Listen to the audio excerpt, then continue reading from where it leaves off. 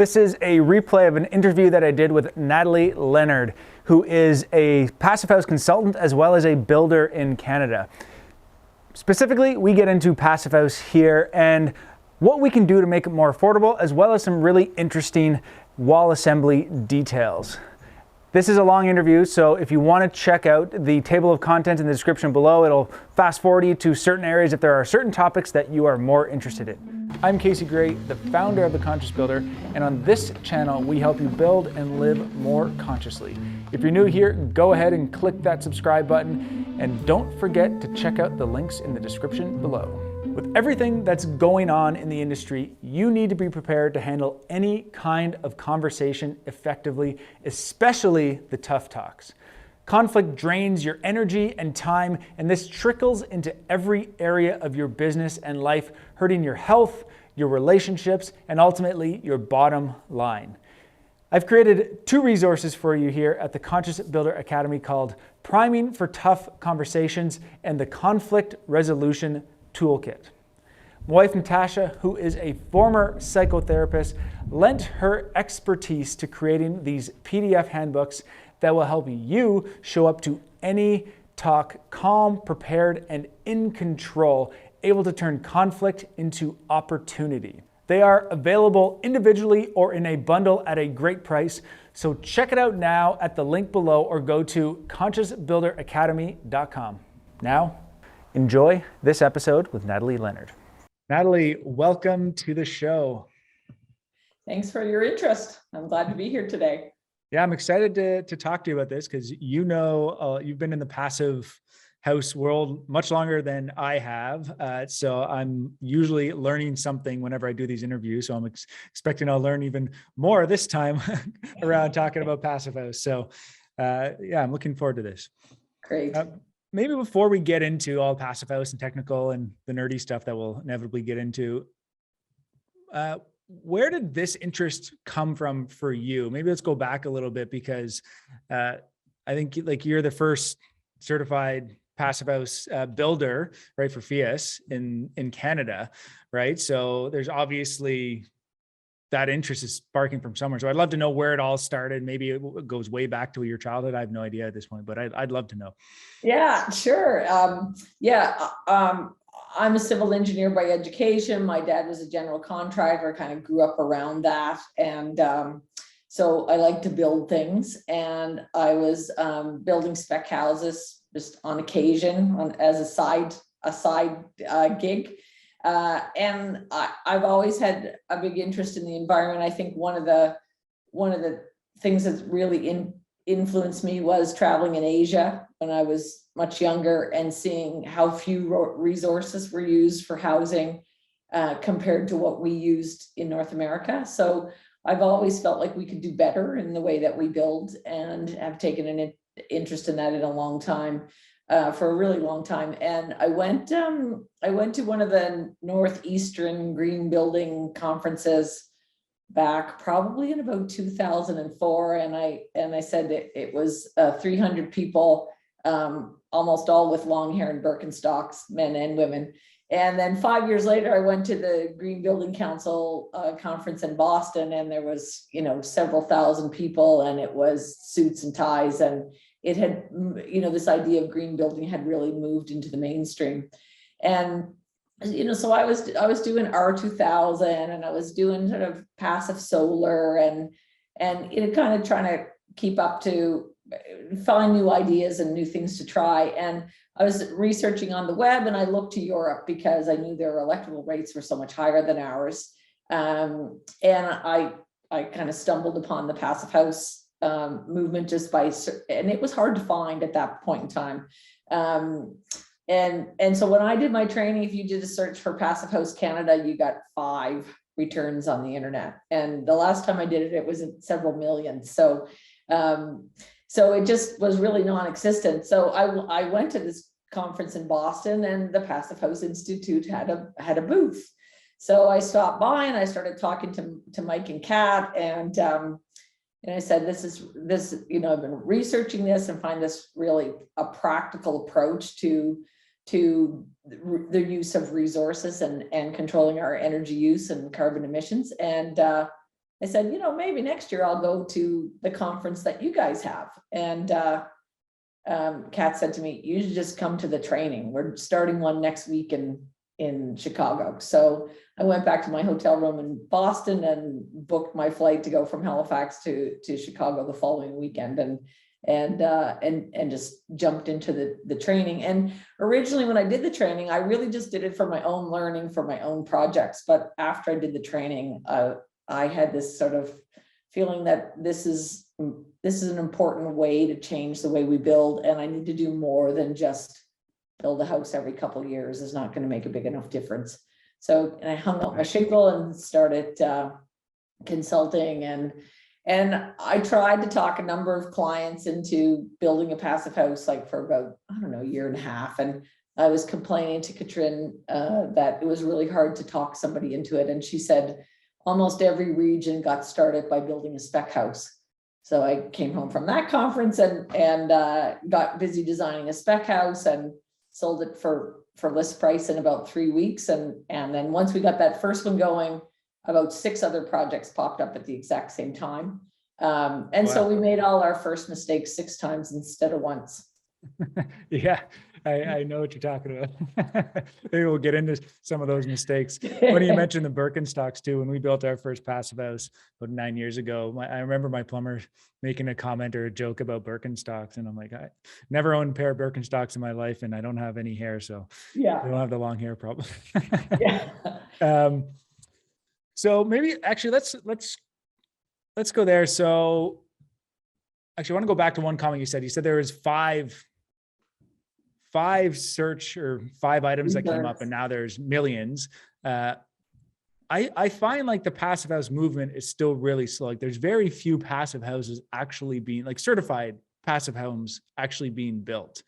So what are you seeing in the industry? Because the ones we've built, as far as I know, we're the only contractor in the city who's done multiple certified ones, but they've all been for architects, right? Because they're all kind of using it as their showpieces. Homeowners are like, I don't want to pay the extra money to get this certification because, well, we're not doing spec, we're doing custom, right? And yeah. So what's your experience and what are you finding? Yeah, and the certification is tough because the cost of certification has increased over the years. The amount of time it takes to do a certification is substantial, and so I can be kind of I can be my own worst enemy on that, where I'll say to people, like, you could get enough solar panels to be net zero, or you could get a plaque. So what do you want to do here? And and I get the importance of certification. But the net zero certification is like, what is it, $400 or $200 because it's subsidized by the government. So it's really, really hard to get. And we've really tried to target what we call the mainstream market.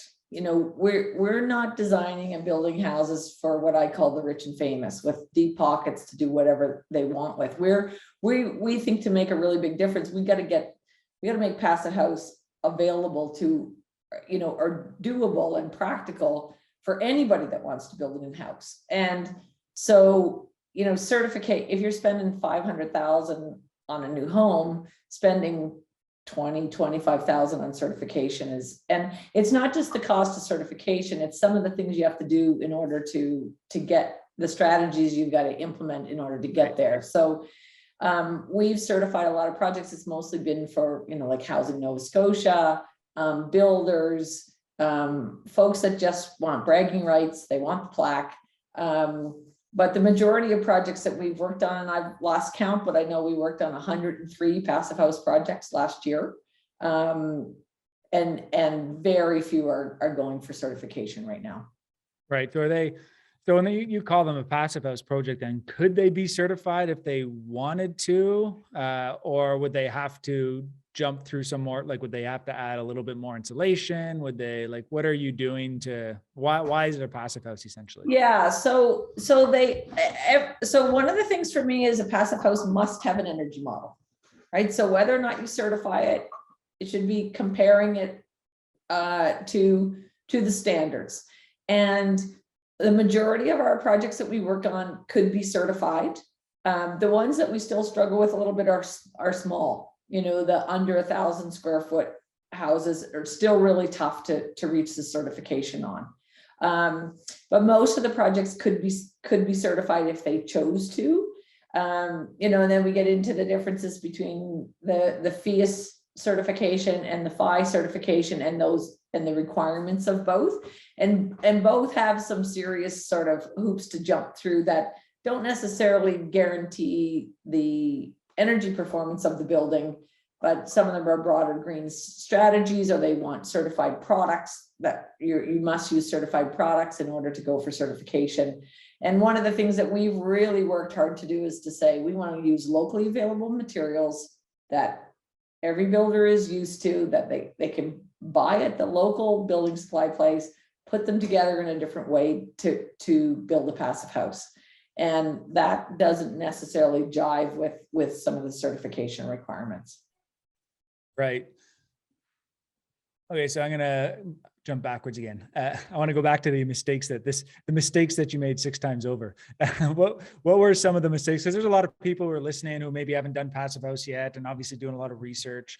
And we actually have a lot of people, for example, reach out to us and they want to be involved in their own project. They kind of want to be hands-on, be a part of it, which we're fine with. But what we usually end up getting hired for then is to do the envelope. So we help them kind of seal it all up, the stuff that you can't see, and maybe they get us to do the exterior cladding and stuff as well, and then they do all the interior finishing.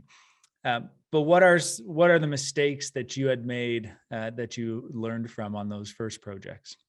Yeah, so like the first project we did, we used a truss wall, and we had to figure out dense packed cellulose. So there was lots of trial and error on there. And what we did was we used the wall between the garage and the house, and there was no sheathing on it. We just meshed it so that we could easily test the density in that wall, and then kind of figure out what settings we needed on the blower to get the proper density. So you were doing this yourself? Like you didn't have a subcontractor?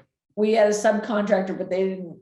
I mean, this is, you know, we're going back 12 years, right? Nobody was measuring the density of insulation at that point in time. Right. So the insulator was kind of scratching his head going, you want to do what, you know, but he was willing to, and we talked to the insulation manufacturer, and it was a lot of work just to figure out how to get the dense pack in there.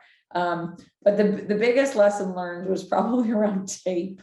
You know, we used blue skin, we put it on, we came back, the next day it was flapping in the wind.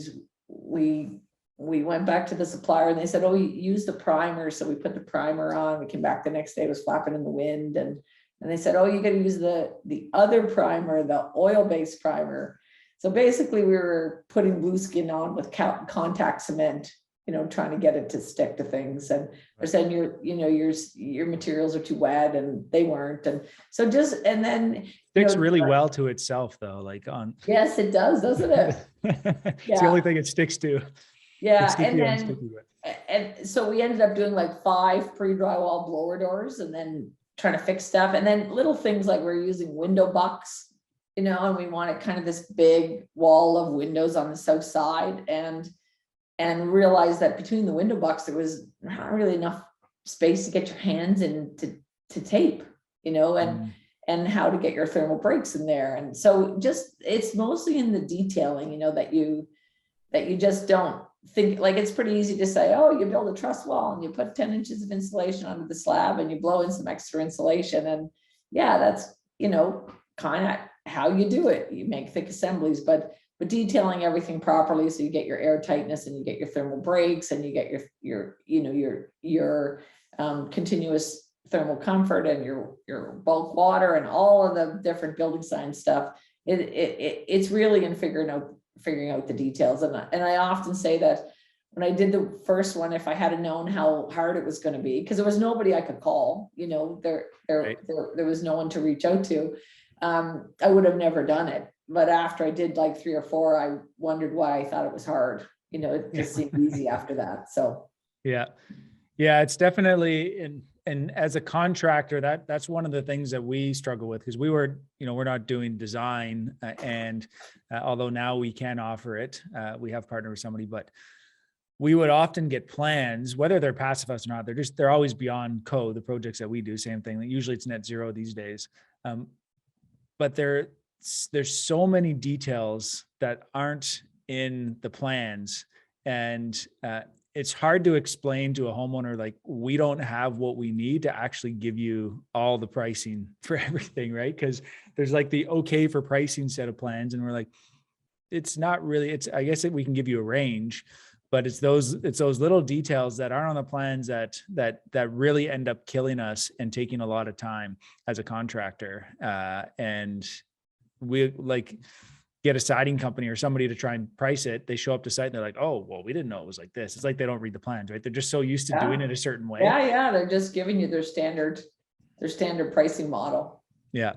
So that's definitely a big challenge. So keep that in mind, all of our listeners out there.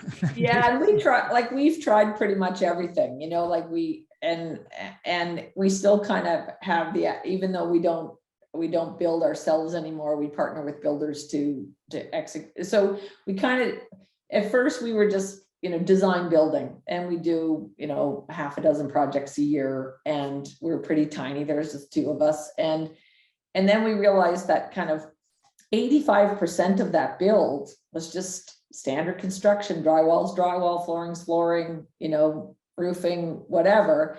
And so what we started to do was partner with other builders where they would do the finishing and we would do the envelope. And then we just kept inching back from that to say, okay, now we're just going to do these pieces. And then we became subcontractors to the builders. And then now we're down to just doing construction support. And we've worked with about, I've lost count again, but somewhere around 50 builders. So it's the first time they've built a passive house. So we kind of know what questions are going to get asked from a design perspective, and you want to make sure, like, we want to make sure our drawings are such that any good builder who's willing to try a few new things can execute the details. Because if you make one builder, it wasn't our design, but one builder told me he basically paid for a 4-year university education figuring out how to detail the windows in the middle of the wall, on his first project. So, and we just take the energy penalty and put our windows on the outside of the wall. Like we have harsh weather, and we'd rather have the windows tied directly into the weather barrier and take that small energy penalty to do that. And you can do that. I'm a fan of the big windowsills inside too. Yeah, exactly. Yeah. So they're much easier to detail when they're tied in on the outside, and builders know how to, tie in windows on the outside of a building. Yeah. I was just having a conversation with my head of operations before I hopped on this call about a window detail on a project. That's not passive, but we tried a new window. They had like a super deep brick mold that we tried, and it's like, we're like, well, it's going to work well, but we're like, we still think that there's got to be a better way to do it. Right. And it's always it's just like one of those details that we haven't quite got to what we'd like, but it's also partly because we work with different manufacturers and every project's custom. There's always different requirements. Right. So because we're doing a lot of renovations. Windows, how you get windows and doors into your assemblies is there's a lot of kind of knowledge and expertise that has to go into making that fairly simple and cost effective, but robust and meet the standards. Yeah, absolutely. All right. So let's jump actually to the differences between the Passive House International standard and the Passive House US, because that's, new within the last 10 years. I think PHIUS was about 2008. We were just talking about 2007 or 2008 or something like that. Yeah, I think they started, just So about before 14 years. 2007, I think. I know they started building, maybe they incorporated in 2008 or something like that, but Right. because I went to the second training that they did, so it was pretty early in 2009. So what are the differences? So if somebody's looking to build a passive house, I guess it doesn't really matter where at this point. Like, what are some of the pros and cons versus going the typical, the European route, the Passive House International, or going with the Passive House US model? And can they go for both? Does one make more sense than the other, depending on where they live? How should they approach this?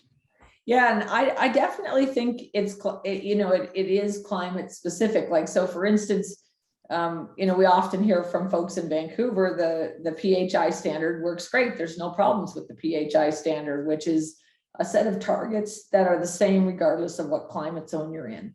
And that's not surprising to me, because if you look at the climate data for Vancouver and Victoria, it's essentially very similar to Germany, and in annual heating degree days and cooling degree days and amount of solar radiation. So of course it works well there. You move that standard to Edmonton, or a poor colleague who was in Fairbanks, Alaska, trying to get certified with his 5 feet of insulation in the attic and 3 feet of insulation in the walls, and still couldn't get to the standard.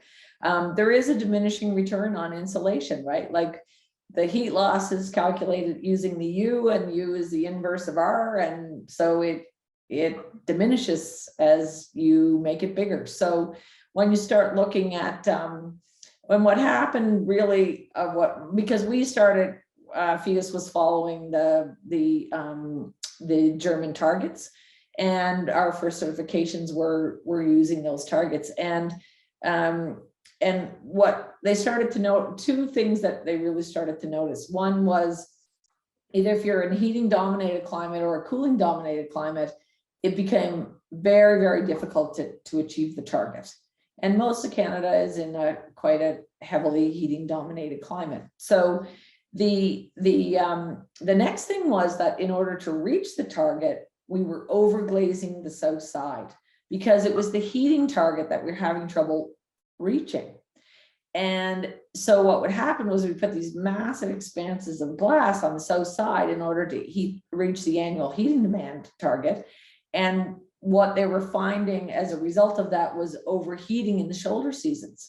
And the sun is still, it's low, it's still coming in the building, and you don't need that much heat. And there was a lot of overheating problems. And then the poor people in places like New Orleans, they would spend their entire cooling budget just ×2 just trying to dehumidify, right? So it just, and so what we found is we had to use some pretty drastic actions in order to, or strategies to achieve the heating targets for us.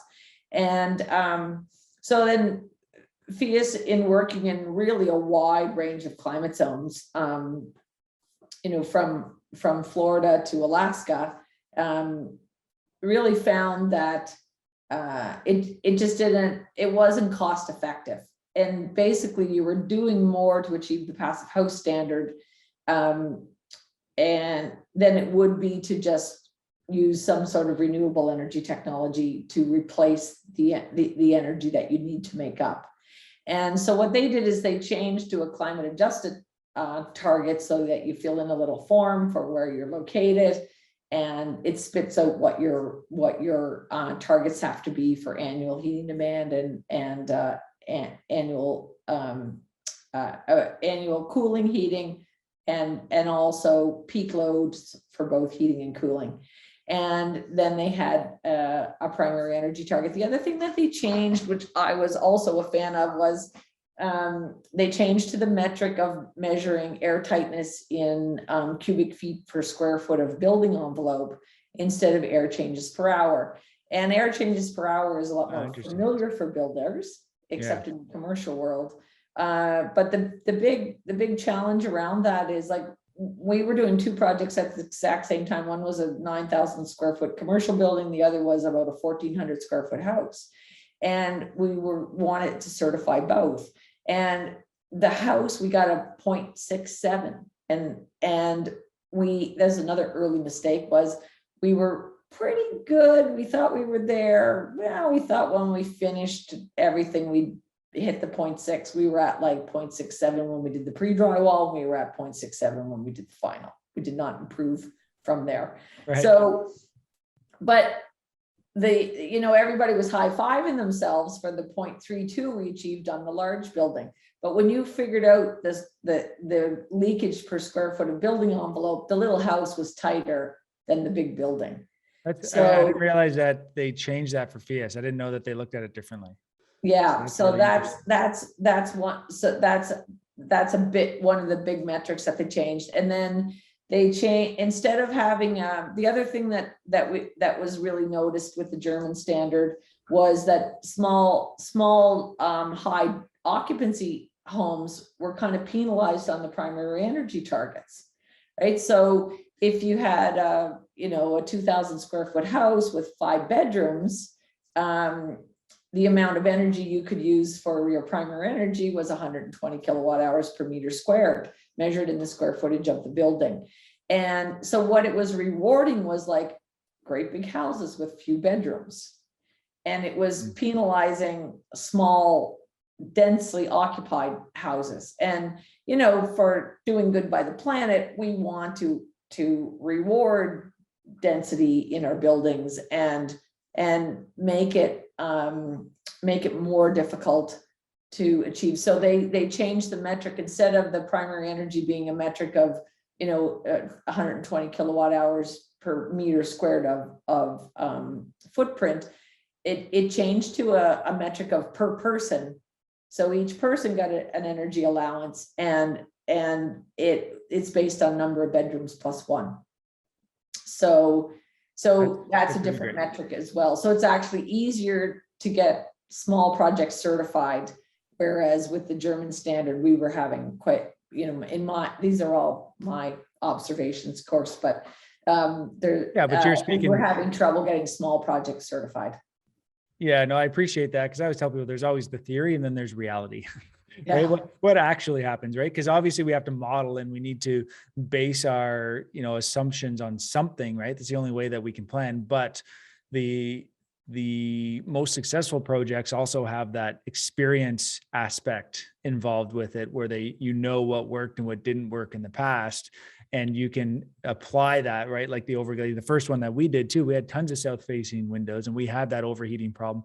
Not like we did pretty good. It wasn't so much overheating in the shoulder season because we had our windows up high enough and a large enough overhang to block it.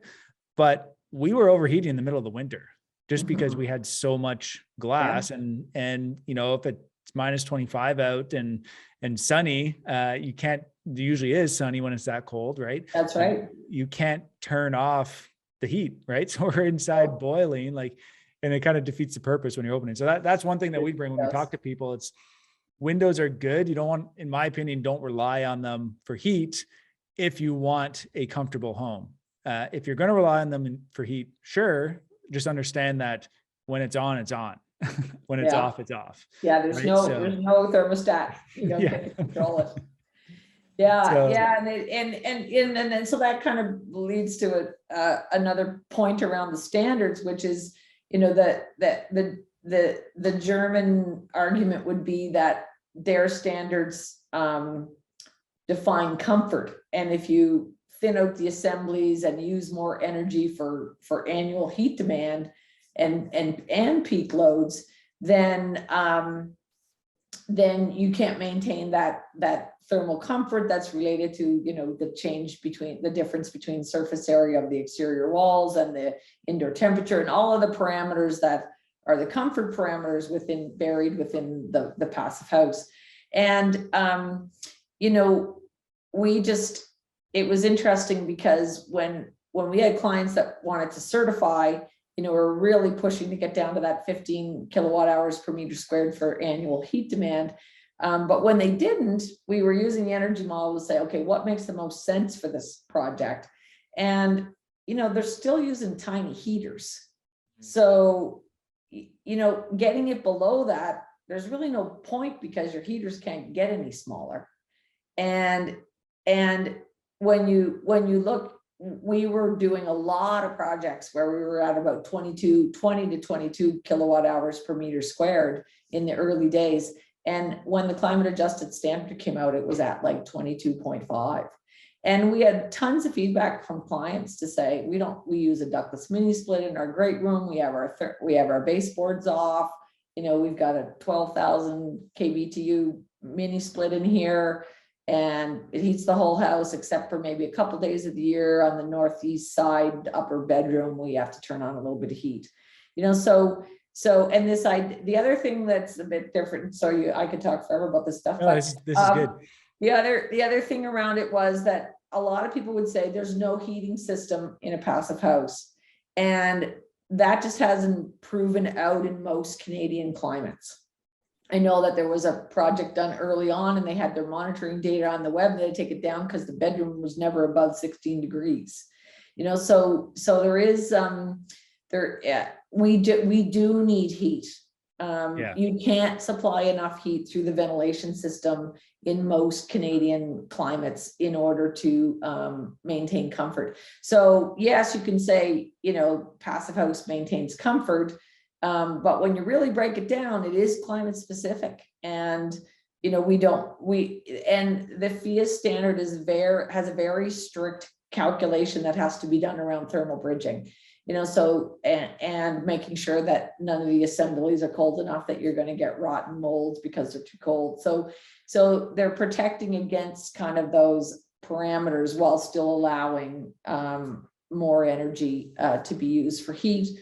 So I always say it's like going to the grocery store. You're told you got $100. In the German standard, you must spend 15 on meat and you must spend 15 on vegetables.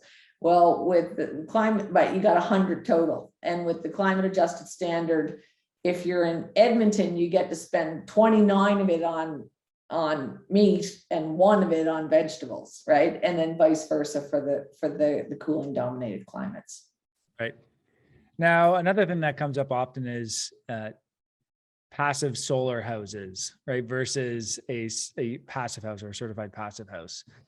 What would be the difference for that? And I've heard it less, but I do see people out there promoting their houses as passive houses or passive solar. Actually, one came up on the market that my real estate agent had sent me and said, "Hey, there's a passive solar house for sale." And I looked into it, and it's nothing. It's the 1970s. Yeah. So exactly. Yeah, and that's a real thing for us here, because it was a really strong passive solar movement pre-passive house. So early on, it often, we're talking about passive house, and people would say, "My uncle's had one of those for 40 years." And they're talking about passive solar, and passive solar. The biggest thing for me about a passive solar home is it has no energy model. So my own house is a passive solar house. It was built before I learned anything about passive house. And the idea is that you don't really care much about the building envelope. What you do is put enough thermal mass in the building and capture enough sun from the sun every day through massive amounts of south-facing glazing that you can store that energy. And as the transmission losses occur overnight, there's enough stored energy to maintain the temperature in the house. And the issue with that is, if the sun's not shining, you just have tons of transmission losses. So typically those passive solar houses also have like a big fireplace, and they're using that to augment the days that aren't sunny. Which is not necessarily helping heat the house, because it's a big hole. Yeah, exactly. Right? So, well, a wood stove or a Kiva, that you see a lot of the soapstone stoves in those houses. At least we do here. So it it kind of got parts of it where, yes, we want to orient the house to the sun, and we want to get also the natural daylight and the bright, cozy spaces, as well as a certain amount of heat from the sun. But when you actually let the energy model tell you how you're doing, passive solar doesn't perform very well when you put that in the model. Right. It's much more practical to super insulate, make it airtight, and then worry about and it's interesting, often in our climates, thermal mass has a bigger impact on the cooling loads than it does on the heating loads. Yeah, because it works in both directions, right? Exactly. So I've never been a fan of relying on thermal mass for anything, because once again, I'm always thinking comfort, and you can't control that, right? Like you said, if it's not sunny, it's working against you at that point. It does help buffer temperature swings. Thermal mass will help. But again, it's you know, it's a factor, but it's not a huge factor. Right. So you have a lot of designs on your website, pre-designed homes that you mentioned that they're passive homes. Now, are these homes that could be certified, or are, like, you, to your point, it's a house that's been modeled. So obviously you've modeled these houses. But if I were to buy those houses and, you know, stick them here in Ottawa, would it be possibly certified, or how does it work? Because it's going to change from climate zone to climate zone. And I'm assuming it's going to be overdone for another climate zone, right? If you put it somewhere warmer. Yeah, that's a great question, Casey. And so the stock plans really came from our desire for passive house to be much more mainstream. And, you know, it just broke my heart that somebody would call and say, I really want a passive house. And then you say, well, you got to pay for architectural custom design because it's the only way you can get a passive house. And they would say, well, geez, you know, we can't roll that into our mortgage. We just can't afford it. And, and so a lot of people that we would really, you know, had an interest and valued that kind of investment, just couldn't afford the upfront cost. And sometimes people can afford the upfront cost, but they don't have the time or the interest to work to do a custom design. So that was kind of getting under my skin, that we were losing people to what I perceived as a barrier, that you had to have a custom architectural design in order to get a passive house. And we were really fortunate. So we kind of come up with this idea, and we took it to NRC, and we got some funding from NRC to do some product development. And what we did was we energy modeled. It was a cool project, and we put a lot of hours into it. But what we wanted was to figure out assemblies that we could draw that wouldn't change dimensionally if we moved between climates, but we could change the R values, and we could change the glazing on the windows. So because if we have to make the walls thicker, we got to redraw everything now, because none of the dimensioning is proper on a stock plan, right? So that was kind of our goal. Then we had a bunch of other goals, like we wanted a nailing base in our wall type, because who knows what kind of siding people have. It might be vinyl siding, it might be cedar shingles, it might be stucco. You know, we wanted something that any kind of siding could attach to on the outside. We wanted an airtight layer that was embedded somewhere in the wall so that it wouldn't be damaged, you know, during construction or afterwards. So we had all these kind of criteria. And so we did, and we wanted to make sure that it was, you know, the moisture profile worked in all climates, and that we could certify the projects if a client so chose to do that. And that's to the climate adjusted standard, that most of these would not meet that 15 kilowatts of the international standard in most climates in Canada. So it was kind of cool. So our wall type is a double stud wall with foam layer in the middle, and we so we can upgrade to high density bat. We can go from EPS up to polyiso, so we can range the R value in the wall. We've tested, and it was really amazing that like a wall type that worked in St. John's, Newfoundland would fail in Edmonton, and vice versa. You know, so we also wanted something that would work in all climates. And one of the things I tell builders at the builder training I teach is don't just take a wall type somebody else you saw on the internet or somebody else told you about in a different climate zone. It's imperative that you know your assemblies work in your climate. And we proved that when we were doing the testing. So that's how we did it. Sorry, you modeled these homes to, like, this wall type works in all climates across Canada? Yes. Okay, Yes. great. Yeah. Amazing. Yeah, and we can increase the R values by just changing the material, but we don't have to change any of the dimensioning. So they're all the same. So we go Roxel or high density bat instead of regular bat. then we'll upgrade the insulation. It's pretty easy to add more insulation in the attic. It's pretty easy to add more foam underneath the slab. So the wall kind of becomes the tricky part. And then we modeled every project in those six climate zones.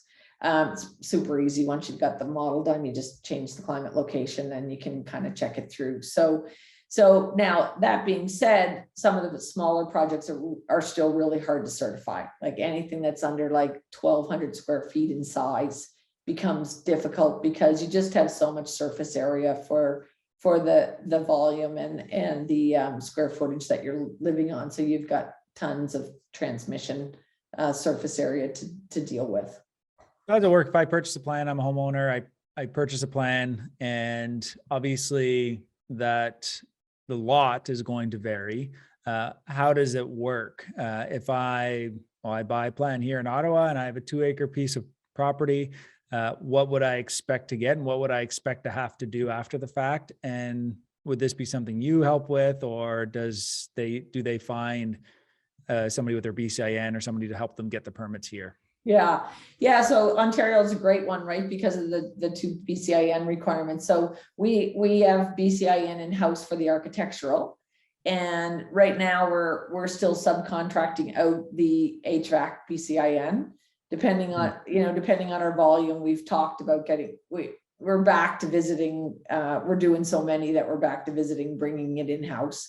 For our listeners, just in case, because they're from all over, BCIN is a building code identification number that's required for professionals in Ontario and different areas to get permits. To get a building permit, yeah. And in some municipalities, like we just did a project down in Niagara, and my heavens, their building permit requirements were way beyond just the drawing set. It was super extensive. So there is municipal requirements outside of our drawing set for sure.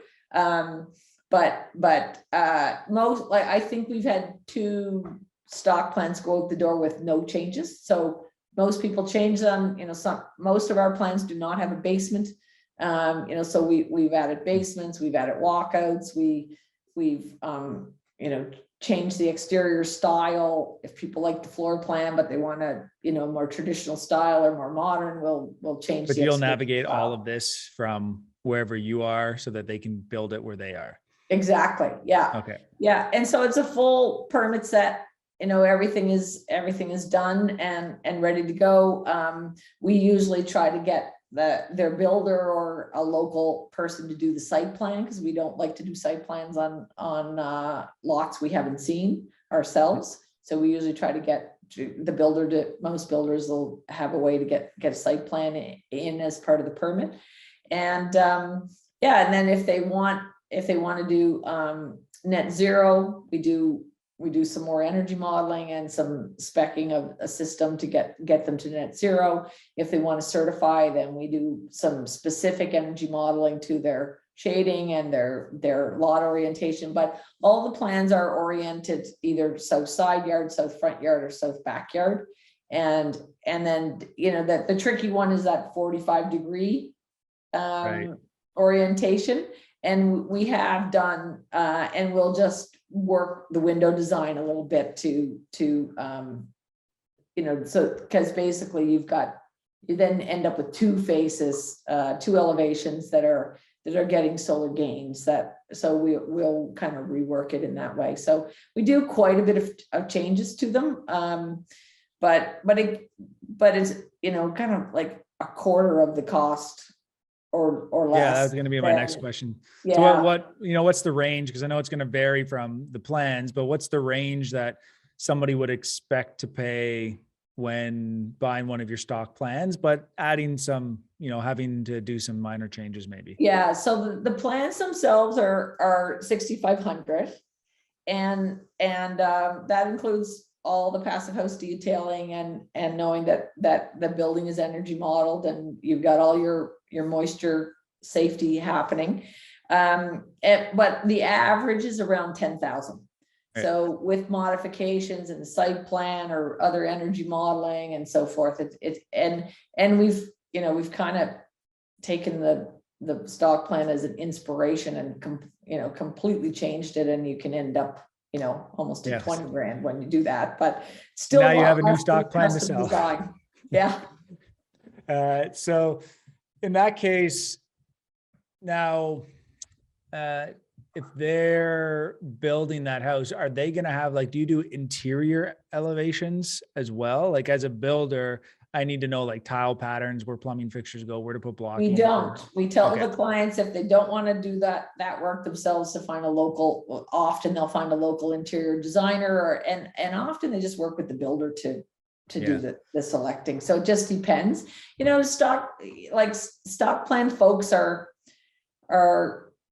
they just want a really good house, and they can't find anything to buy. So they're not necessarily building their dream house where they want to invest a ton of time, designing a custom tile shower or a backsplash or whatever. That's a good point. It's just a little bit different level in the market. Yep, absolutely. Well, it's great that you're addressing that model and bringing this to making it accessible for so many people, because I think it's important to build better, right? That's obviously what we stand for, in building healthy, comfortable, and efficient homes. So, and it's been fun. We've done one in Nunavik, we've done them in Colorado and BC, I think most provinces, and New York, Michigan, like they've gone all over the place now. It's been fun. Yeah, that's exciting. So you've carved out a good little niche for yourself, for sure. Where do I want to go with this now? I have so many more questions. We might have to do round two. That might be easier to do a round two someday. Sure, I'll happily do that. So let's do that. We'll have to set up another time, because obviously we can go into a lot more from here. But we've already covered so much, and I think that's you've provided a lot of value and explained what's possible with Passive House. And I think that this is great to show people, and even for myself, to have this knowledge, to be able to, if somebody reaches out to us, this is an option, right? We can go this route, still get you a net zero home, not have to pay $20,000, $30,000, $40,000, whatever it's going to cost for the architectural drawings. We do request interior elevations, just because we run into too many issues without having them, right? But we can. We have subcontractors that we'll use for that as well. If a client really doesn't have anybody they want to work with locally, we usually encourage someone to find someone local, because then they can help them shop, right?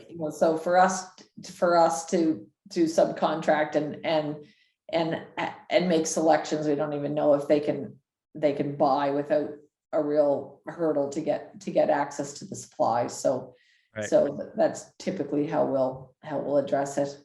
I have one more question. Maybe we'll end with this. Where do you see the future of construction? You've been in the industry for a while, even before you jumped into Passive House. Where do you see construction going? There hasn't been any disruption late in this industry, and we obviously have a lot of work to do to continue to improve our buildings, not just new buildings, but existing buildings too.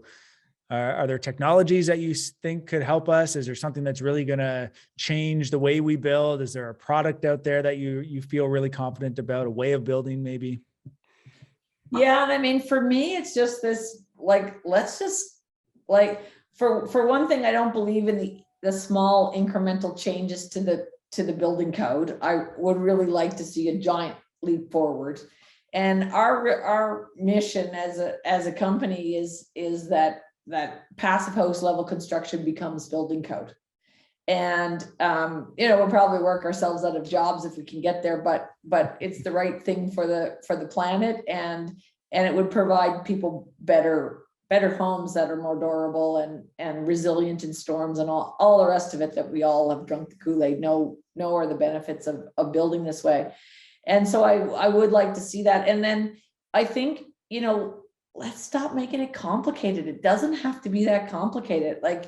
You could, and making it so precious. It just can be really sensible, practical construction, and use locally available materials, just put them together in a different way, but the trades are already familiar with them. And, originally when I started, I was having a colleague in Maine ship me tape because I just couldn't get it. And now it's Right. in every building supply place. You know, I can go in any store in Halifax and pick it up. So, you know, so it doesn't need to be, we don't need to make it overly complicated. It's just better construction, more attention to detail, and use locally available materials. And, you know, before all of these crazy price increases we've seen in construction over the last couple of years, we could build a passive house for the exact same cost as a code-built house in Nova Scotia. Because we're getting rid of the central heating system, which was generally a central heat pump for the tune of, you know, 15 to 25 grand, depending on the size of the house. And we had a $10,000 rebate from Efficiency Nova Scotia, and our upgrade costs for about 25 grand. So we could build a passive house for the same cost. So why wouldn't you? Yeah, that's great. Well, Natalie, this has been fantastic. Thank you so much. You're obviously a wealth of knowledge, and we will definitely get you back on again to continue this. Yeah, well, as you can tell, I can talk about this for a long time, so I'll happily come back. Yeah, that's fantastic. So what's the best way? We'll make sure we share all your links below, but what's the best way for people to get a hold of you or to reach out to you, or website, whatever it is? Yeah, the website is good, and there's a contact form right on the website. It's passivedesign.ca. Great. Well, thanks again, Natalie. Thanks, and Casey. I'm looking forward to our Appreciate it. next conversation. Yeah, me too. It's fun. Thank you. If you enjoyed this interview, you will also enjoy this video that I did on what it's like to live in a certified passive house. Until next time, I'm Casey Gray, and remember to live consciously.